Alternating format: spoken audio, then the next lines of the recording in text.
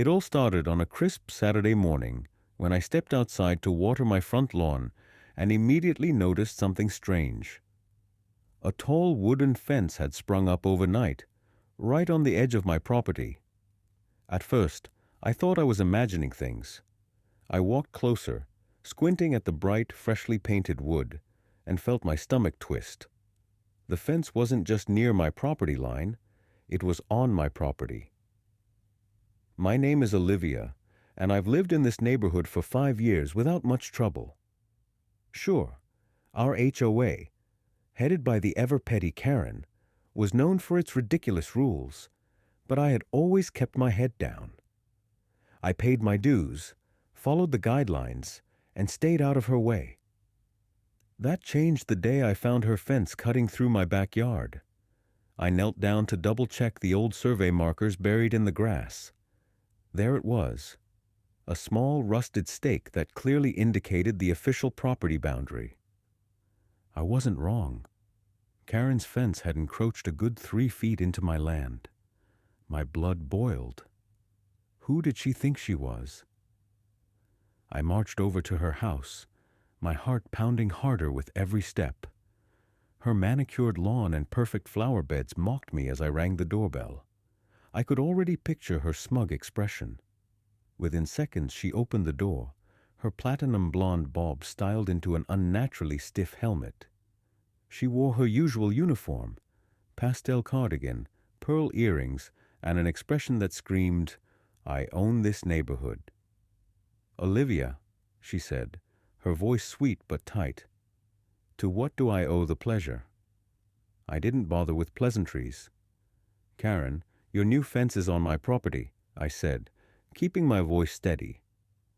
"I'm going to need you to move it." Her lips curled into a condescending smile. "Oh, I don't think so. Our new survey says otherwise. I'm well within my rights." I clenched my fists. I have my own survey markers from when I bought the house. And I know the city has records too. You can't just steal part of my yard. Karen gave a soft chuckle, folding her arms. "Well, if you have an issue, feel free to bring it up at the next HOA meeting." She tilted her head. "But good luck, dear. The board tends to agree with me." With that, she shut the door in my face. I stood there, fuming. I wasn't going to let her walk all over me.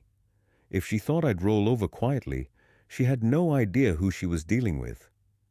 I marched back home and spent the rest of the day gathering every document I had. My original property deed, the old survey report, and even the HOA bylaws.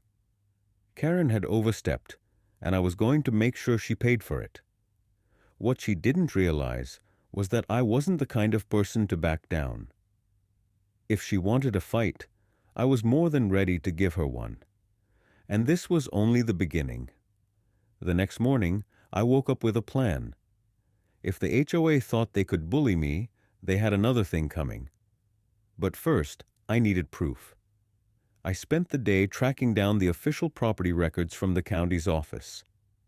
It wasn't easy, thanks to the HOA's tangled bureaucracy. But after a few frustrating hours, I had exactly what I needed, a clear map showing my property line. And guess what? Karen's fence was exactly 3 feet over it. Armed with the documents, I called the HOA office and requested a formal review. Predictably, Karen had already gotten ahead of me. When I arrived at the next HOA meeting, she was already there, sitting at the front like a queen holding court. The room was filled with my neighbors, most of whom wanted nothing more than to avoid drama, but Karen's little clique of supporters sat close by, hanging on to her every word. "Olivia," Karen purred when I stood to present my case. "I'm afraid the board has already reviewed your concerns and, well, we're standing by the new fence line." I held up my paperwork. "I have official property records from the county. Your survey is wrong, and if you don't move the fence, I'll be filing a property encroachment complaint." Karen's smile faltered for a moment, but only for a moment. "You're welcome to waste your time with the city," she said coolly. "But the board's decision is final. This meeting is adjourned." With that, she banged her little wooden gavel and swept out of the room. Her entourage followed, casting smug glances back at me. I sat there, gripping my documents, feeling the heat rise to my cheeks. This wasn't about a fence anymore. It was about power. Karen wanted to show me, and everyone else, that she could do whatever she pleased. Fine. If she wanted a fight, I was going to give her a war. That night, I did more than stew. I started researching property laws. Turns out, under local regulations, if someone encroaches on your land and refuses to move, you have the legal right to repurpose that space, so long as it's not a permanent structure. That gave me an idea. For the next week, I reached out to my neighbors, especially the ones Karen had bullied, and slowly, a plan started to form. Every evening after work, I measured and marked out the area where the fence cut into my property. I even called the city to make sure what I was about to do was completely legal. By the end of the week, I had everything in place. And when Karen saw what I had done, she was going to lose her mind. The following Saturday, as the sun rose, I got to work. Over the next few hours, I transformed that stolen patch of land into something she couldn't touch: a private community dog park. I installed a small gate, set up benches, and even added a big, bright dog park, open to all neighbors, except HOA board members. Sign right in the middle. I wasn't doing this quietly either. I invited every dog owner in the neighborhood to stop by for the grand opening. I even passed out homemade flyers that read, "Tired of the HOA's ridiculous rules? Bring your pups to Olivia's free dog park, where the HOA can't boss you around."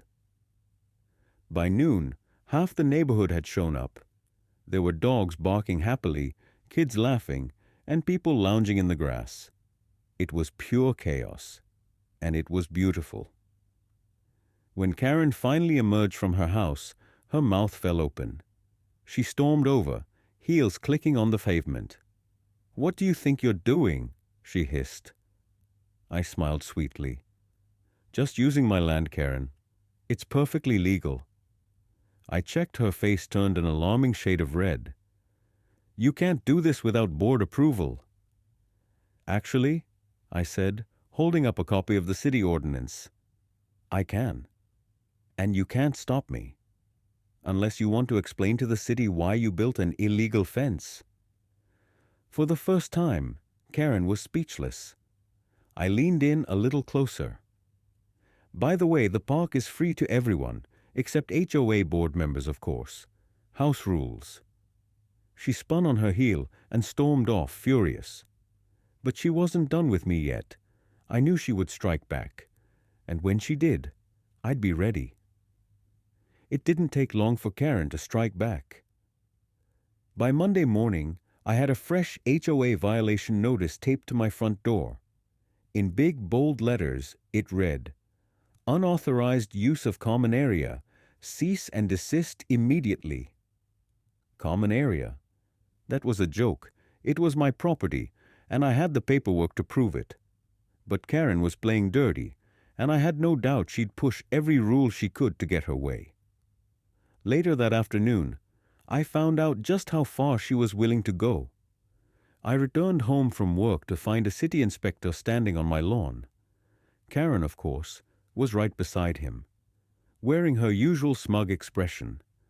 I could already tell she had reported my dog park under the guise of a safety concern. "Ma'am," the inspector said politely, "we received a complaint that you've made modifications without the proper permits." I took a deep breath, keeping my composure. "Actually, this land is fully within my property lines," I replied, handing him the same property records I had used at the HOA meeting. "The HOA's fence is what's illegal. I called the city last week to confirm that I'm well within my rights. Karen's smile faded as the inspector reviewed my documents. After a tense silence, he nodded. "Everything looks in order here," he said, turning to Karen. "And about the fence? Ma'am, it's clearly encroaching on private property. I'll need to file a report." Karen's face twisted with rage.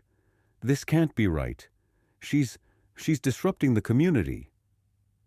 "Ma'am," the inspector said firmly, "the city doesn't enforce HOA rules. From what I see, she's in full compliance. I suggest you resolve this matter privately." With that, he tipped his hard hat and walked away, leaving Karen fuming.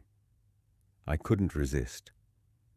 "Well, Karen," I said sweetly, "looks like your little fence is causing more problems than it's worth." Her nostrils flared. "This isn't over," she snapped before stomping off. I knew she meant it. Over the next few weeks, Karen did everything she could to make my life difficult.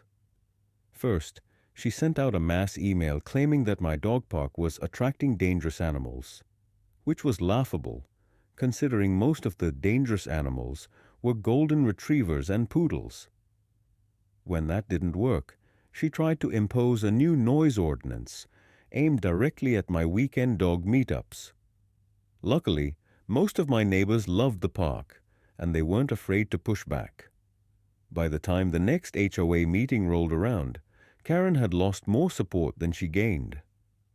But her pettiest move came when she tried to fine me for unauthorized signage, meaning the dog park open to all neighbors except HOA board members. Sign. The fine, $500. It was outrageous, but instead of getting mad, I got creative. The next morning, I made a few calls to a local pet rescue and a dog training school. By the afternoon, I had arranged for my little park to become the official site for free community adoption events. I even put up a new sign: "Welcome to the HOA Free Dog Park, now home to monthly adoption events. Sponsored by Olivia's Property Rights." Karen's latest fine didn't stand a chance. The moment she tried to enforce it, I went straight to the local news station. Within days, a reporter was at my house, camera rolling, documenting the story of one woman's fight against an overzealous HOA. I made sure to mention Karen by name, and that illegal fence. And the best part? By the time the segment aired, Karen's face was plastered across every TV screen in town. Her reign of terror was crumbling, but I wasn't finished yet. The morning after the news segment aired, my phone buzzed with notifications. Messages from neighbors flooded in, cheering me on. Even people from other neighborhoods reached out, sharing their own HOA horror stories. I had no idea how much my little dog park would resonate with so many people. But the best message came from a local attorney specializing in property disputes. He introduced himself as Tom Keller, a homeowner rights advocate who had been watching my battle unfold. After a brief conversation, he offered to represent me for free. He believed the HOA had overstepped its legal authority, and he was eager to take them on. By the end of the week, we filed a formal complaint with the city. The goal? Force the HOA to remove the illegal fence at their own expense and stop harassing me with frivolous fines. Karen, of course, did not take the news well. 2 days later, she called an emergency HOA meeting, and every homeowner received a dramatic letter urging us to attend. According to her, my dog park was a threat to the community's values and would decrease property values. I couldn't wait to see how this played out. When I arrived at the meeting that night, the room was buzzing with tension. Karen stood at the front, her arms folded tightly, trying to command the crowd's attention. "As you all know," she began in a sharp tone, "certain residents believe they are above the rules. We cannot allow anarchy to destroy the harmony we've built here. I stifled a laugh. Anarchy? From a few friendly dogs and a couple of benches? Karen continued, her voice rising with each word. The board has voted to increase monthly HOA dues to cover the legal costs we've incurred from these disruptions. That got the crowd's attention, and not in a good way. What legal costs? A man named Dave called out. Didn't you start this by building a fence on her property? A few others murmured in agreement. Karen's lips thinned. We're protecting community standards. But before she could finish, I stood up, holding a large folder in my hands. Actually, Karen, I said, cutting her off, I have a few things to share with everyone. The room went quiet as I walked to the front. I opened the folder and pulled out a map, one showing my property lines with the HOA's illegal fence clearly marked. This, I said, pointing to the fence, is the problem. Not my dog park. This fence is on my private land, and thanks to the city's inspection, it's now an official violation. If you don't remove it within 30 days, the HOA will face daily fines. A ripple of shock spread across the room. And one more thing, I added with a smile. I've filed a motion to stop the HOA from imposing any more fines against me or anyone else without clear legal authority. If this board wants to keep wasting your money on pointless lawsuits, they'll be answering to a judge soon. Karen's face turned beet red. For the first time, she had no comeback. The meeting descended into chaos. Homeowners demanding answers, questioning how much Karen's vendetta was costing them. It was clear that her iron grip on the HOA was slipping. But I wasn't done. The next weekend, I hosted the biggest dog adoption event yet.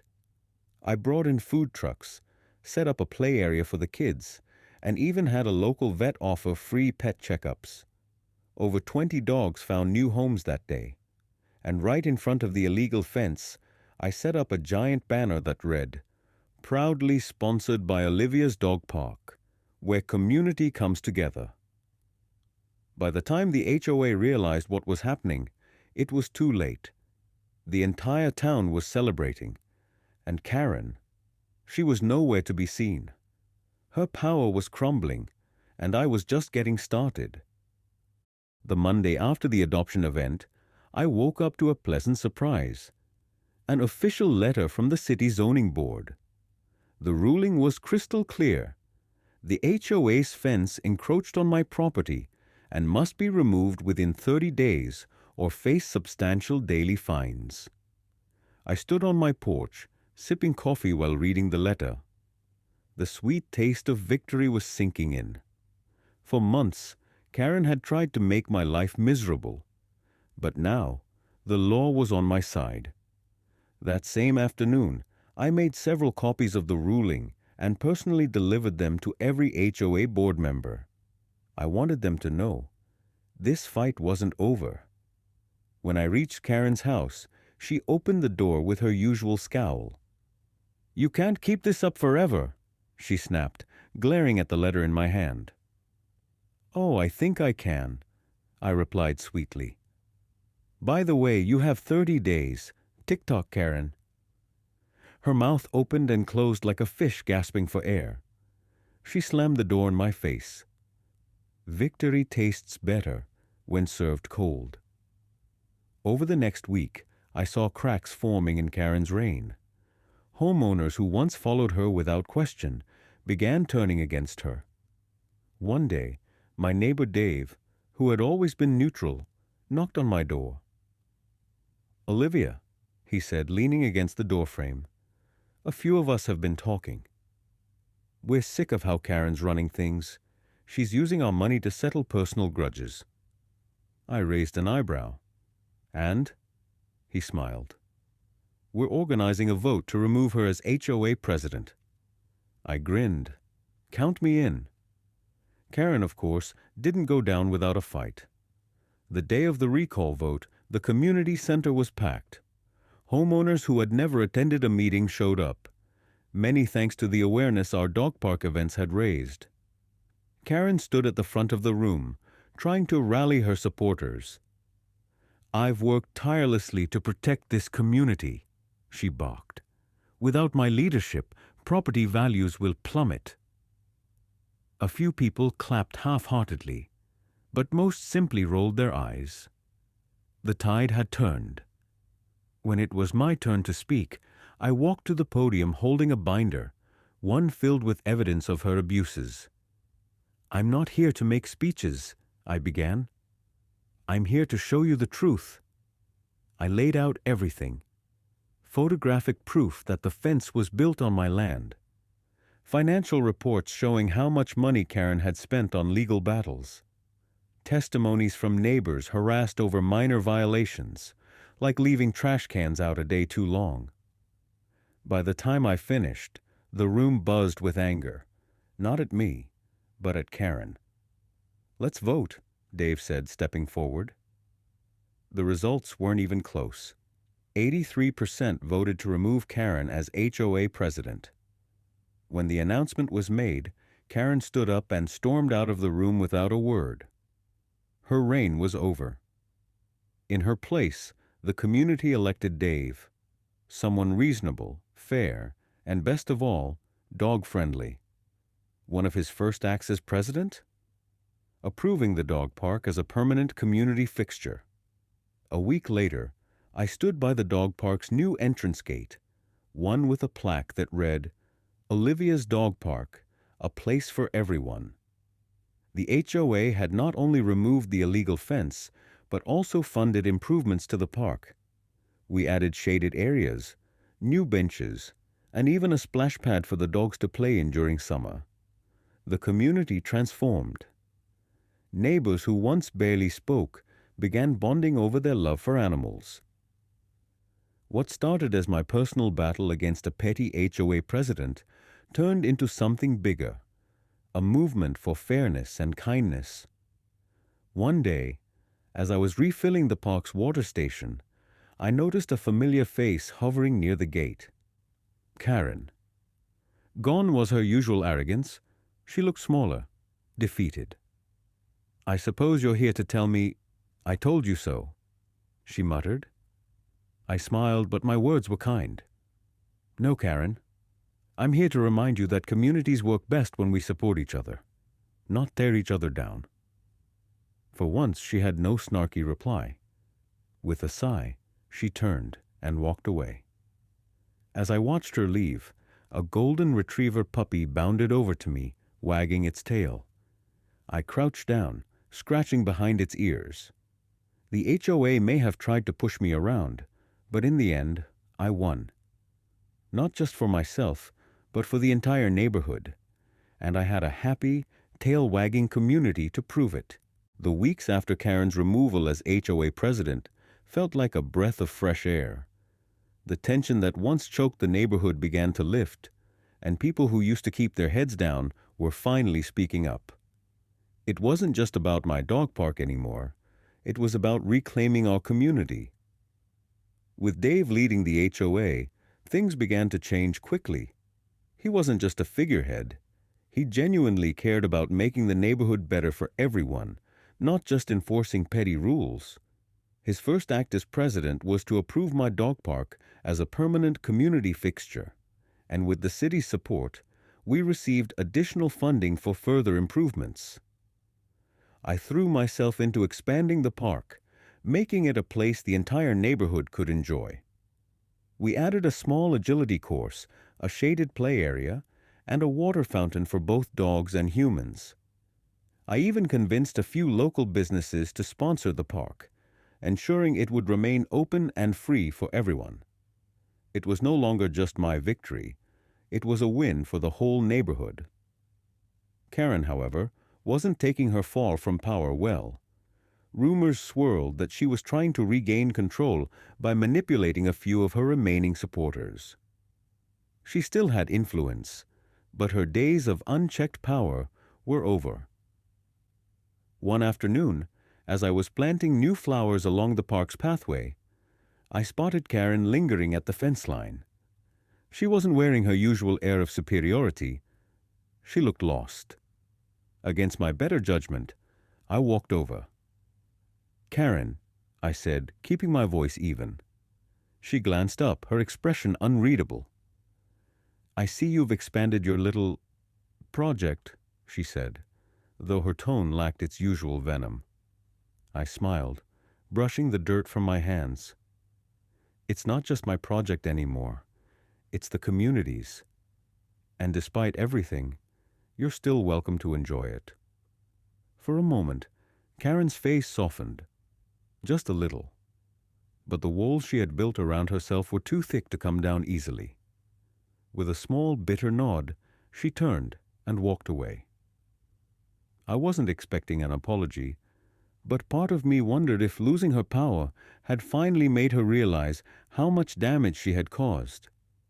As the months passed, the neighborhood underwent a transformation.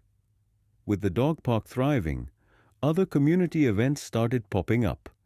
Block parties, movie nights, and even a holiday decoration contest, which ironically, Karen did not participate in. The atmosphere became welcoming rather than oppressive. Even people who once supported Karen began to embrace the change.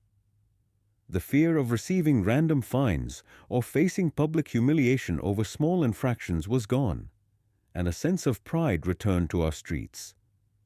One of the best changes. The HOA stopped micromanaging people's lives.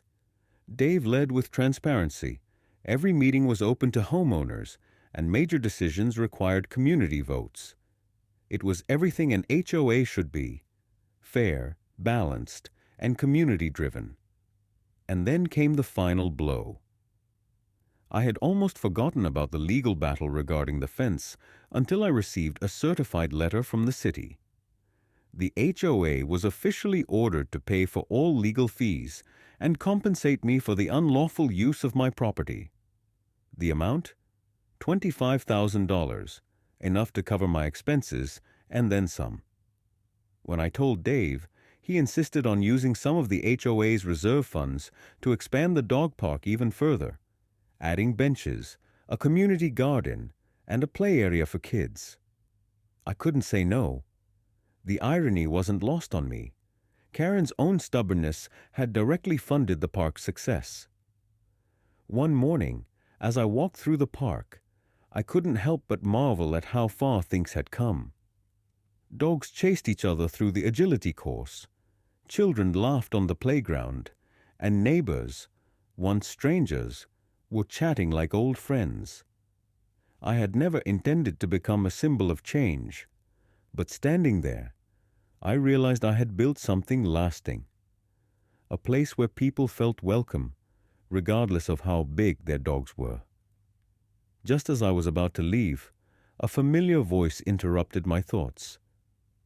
"You really didn't stop, did you?" I turned to see Karen standing at the edge of the park, her arms folded. But this time, there was no hostility in her expression, just something resembling acceptance. "No," I said with a smile, "and I'm not planning to." She sighed, glancing around at the park. For the first time, she looked less like the tyrant who had tried to control everything, and more like just another neighbor. "I was wrong about you," she admitted quietly. I raised an eyebrow, surprised by her honesty. "Thank you, Karen. I know that wasn't easy to say." She hesitated before adding, "I still think you're a pain, but this park is good for the neighborhood." It wasn't an apology, but it was a start. As she turned to leave, I called after her. "Karen, you know the park's open to everyone, right? Even you." She didn't respond, but for a brief second, I thought I saw a small smile cross her face before she disappeared down the sidewalk.